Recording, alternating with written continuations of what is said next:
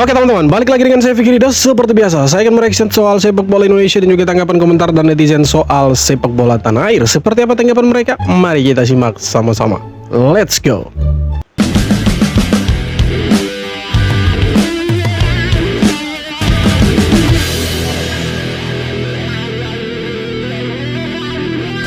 Orang baperan bakal sulit bekerja sama dengannya.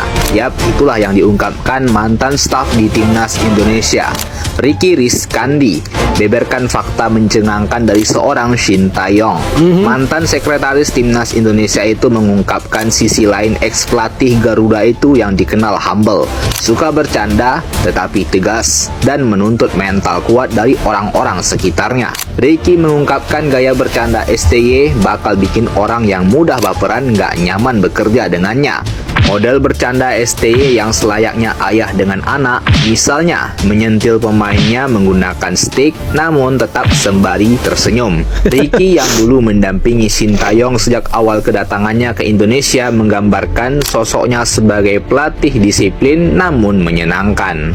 Makanya banyak di federasi yang tidak suka, bukan federasi sebenarnya. Ada oknum di federasi yang tidak suka dengan Shin Taeyong, makanya dia didepak dari kursi kepelatihan Timnas Indonesia Senior dengan alasan sudah tidak ada komunikasi yang bagus. Sudah 5 tahun kok belum bisa bahasa Indonesia. Nah, itu dia yang selalu digaungkan oleh orang-orang tertentu.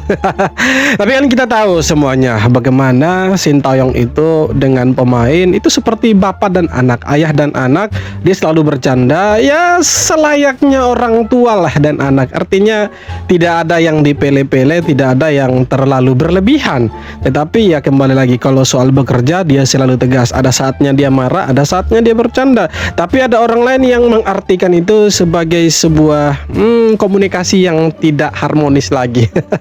Dan akhirnya beliau dipecat. Nah, kita berharap dia ini mau kembali melatih Timnas Indonesia karena dia sudah sangat-sangat terbuka untuk melatih Timnas Indonesia. Kalaupun ada tawaran dari luar dan Indonesia secara bersamaan memberi tawaran juga, dia lebih memilih Indonesia. Artinya hatinya itu hanya untuk Indonesia, bukan ke negara yang lain. Keren ini, harusnya PSSI mendengar ini sih, harusnya.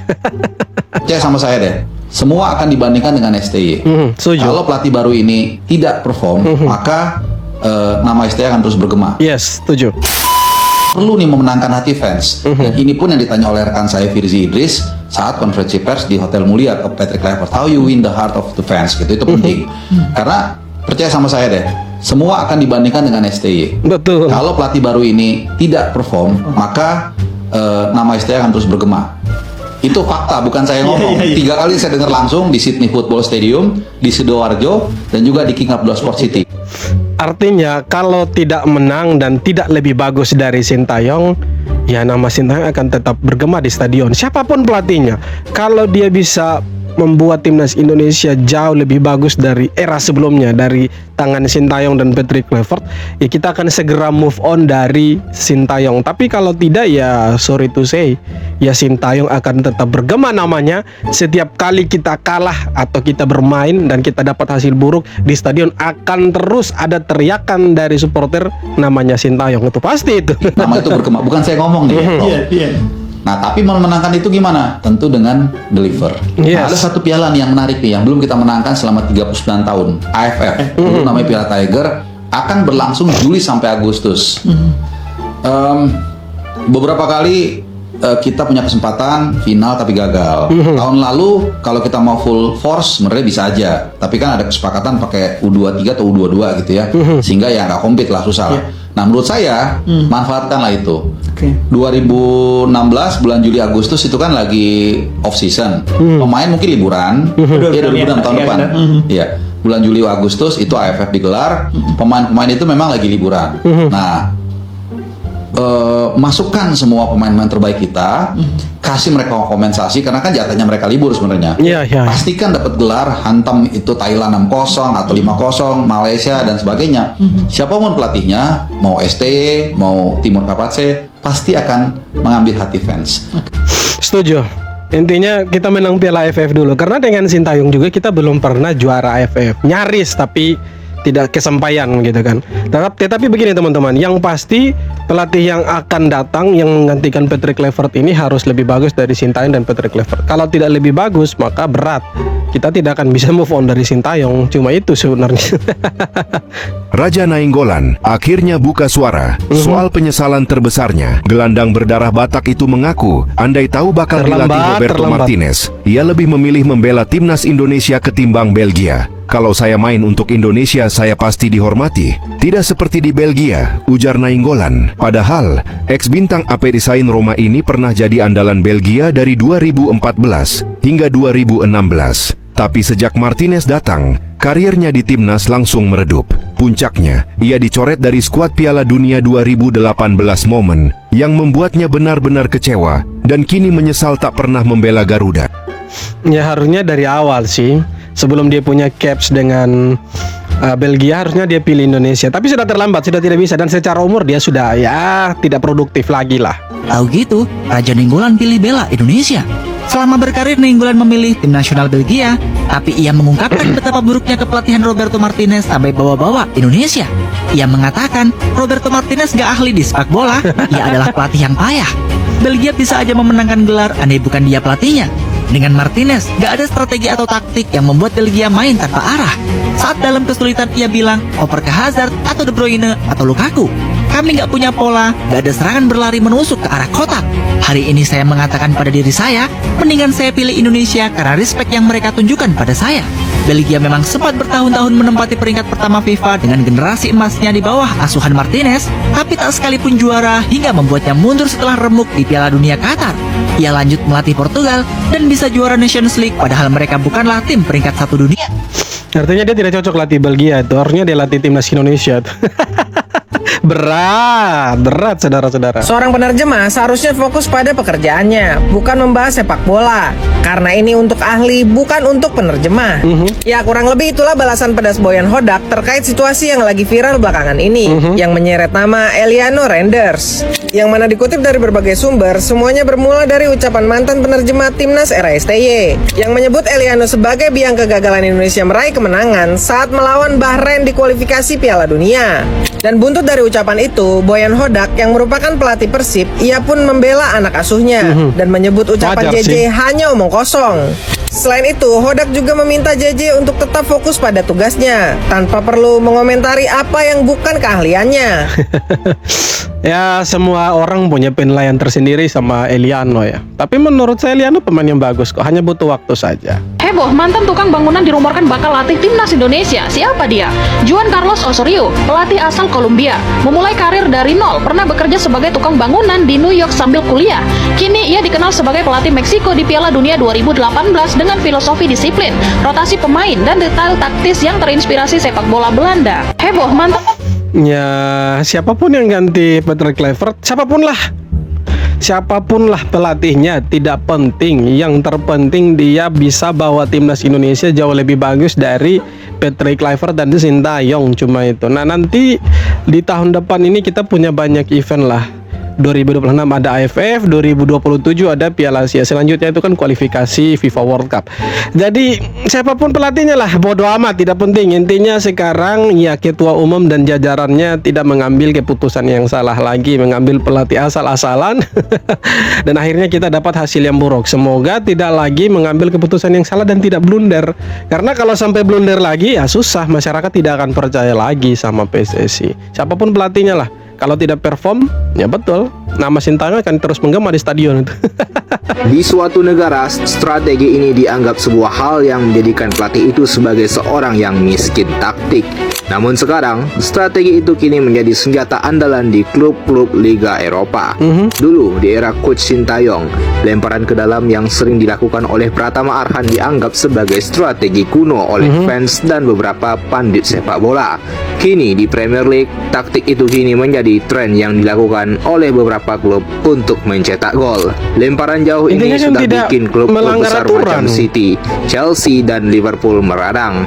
Bahkan sampai Arne Slot memprotes aturan lemparan jauh ini agar segera dihapuskan. Sayangnya, ketika lemparan jauh menjadi strategi andalan di Premier League, justru di timnas Indonesia, lemparan panjang itu seakan-akan telah punah karena pemain yang ahli dalam melempar seperti Arhan tak pernah dipanggil lagi, dan strategi itu kini hampir tidak pernah dilakukan lagi.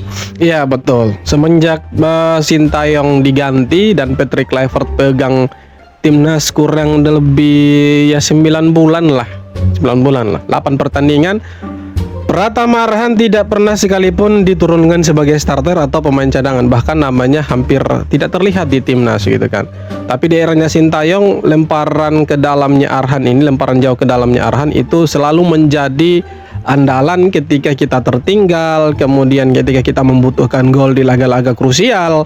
Ya Arhan ini menjadi salah satu ujung tombak lah dengan lemparan jauh ke dalamnya dia, yang juga sebenarnya lemparannya Arhan ini bisa ya menciptakan satu peluang untuk timnas dan sangat berbahaya untuk lawan. Dan sudah beberapa kali lah kita punya cerita yang cukup manis ketika Arhan melempar bola ke dalam dan itu jadi gol, teman-teman. Nah, sekarang sudah tidak pernah terlihat lagi. Betul, karena apa? Di eranya Patrick Kluivert, Arhan ini tidak pernah dipanggil lagi ke timnas gitu. Ya, semoga siapapun pelatihnya yang datang nanti, Arhan ini bisa dipakai lagi karena kita sangat membutuhkan lemparan jauh ke dalam itu sebagai salah satu senjata mematikannya timnas itu seperti era STY. Selagi tidak haram dan tidak melanggar aturan, ya why not? Pakai aja kali.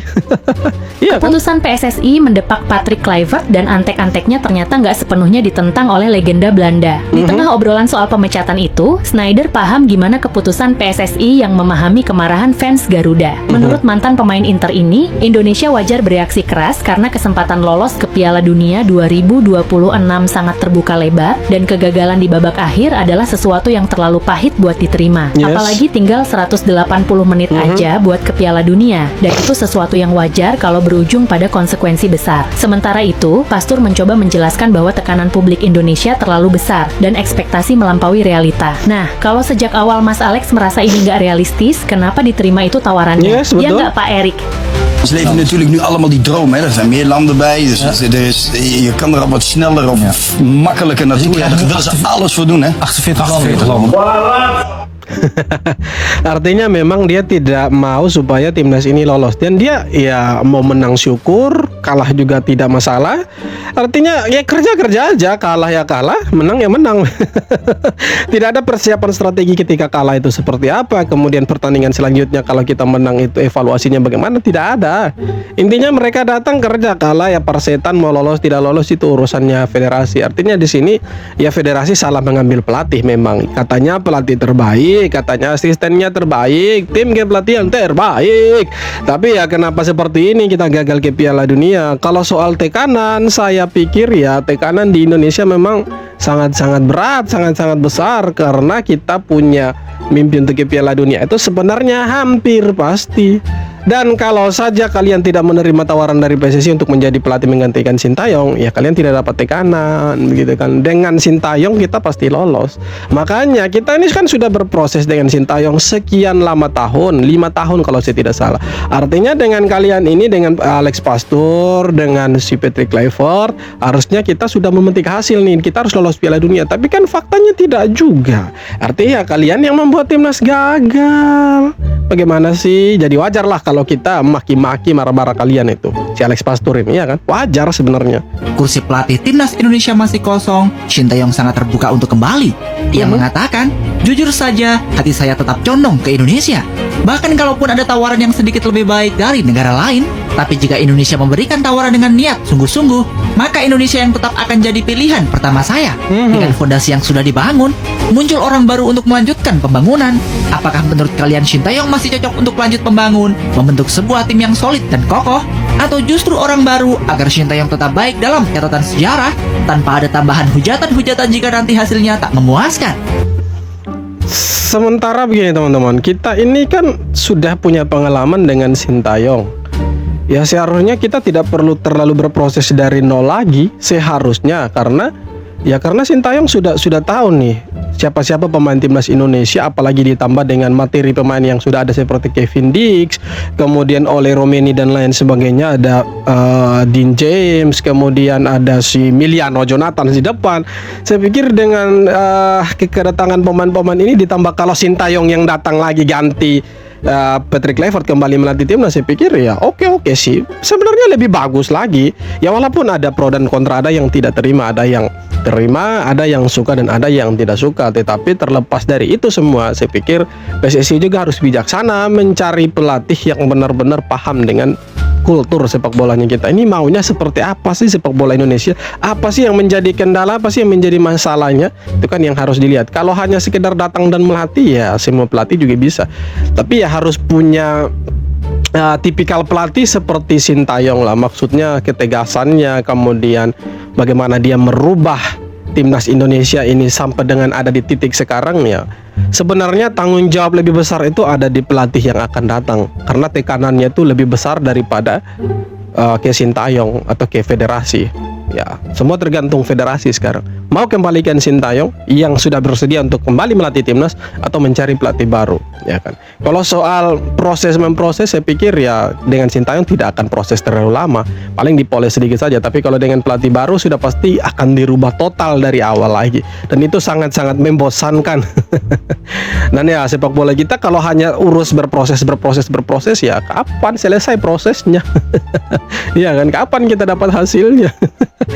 Agak susah juga. Jadi ya paling tepat sebenarnya Sintayong, tapi semua dikembalikan lagi ke federasi. Oke teman-teman, jadi itu dia beberapa video tanggapan komentar dan netizen soal sepak bola tanah air. Seperti apa tanggapan kalian? Silahkan tulis kolom komentar, dan kita jumpa lagi di video berikutnya.